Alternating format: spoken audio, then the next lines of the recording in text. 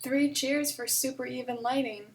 If I just keep my face like this through the entire video, it doesn't look like the darkness is trying to eat me.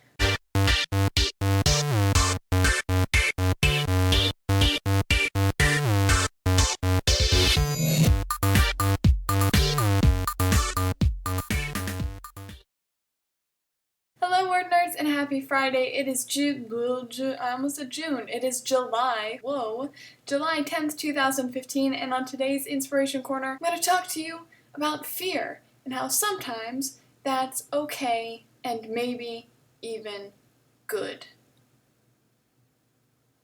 Like fearing the darkness back there, it's fine.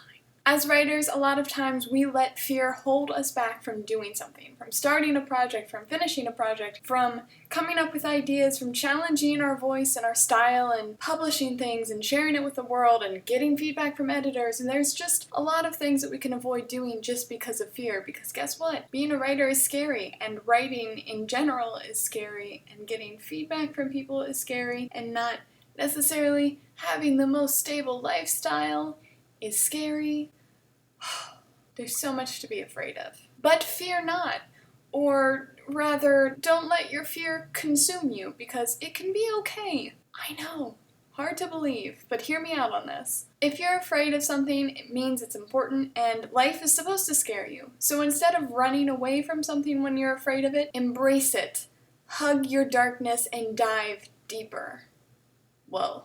I should write that down somewhere. It's like in scary movies when they get really afraid of a dark hallway. And you're like, don't go down that hallway, don't go down, there's just gonna be something bad. And then they go down the hallway. And you're like, what?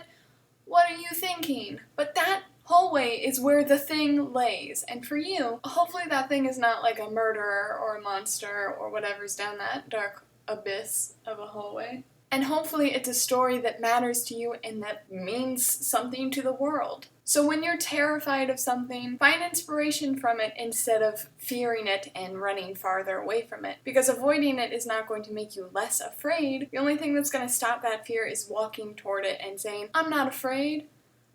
Bring it. Here's the thing, a lot of the time that will be a lie. Believe the lie. Don't be afraid.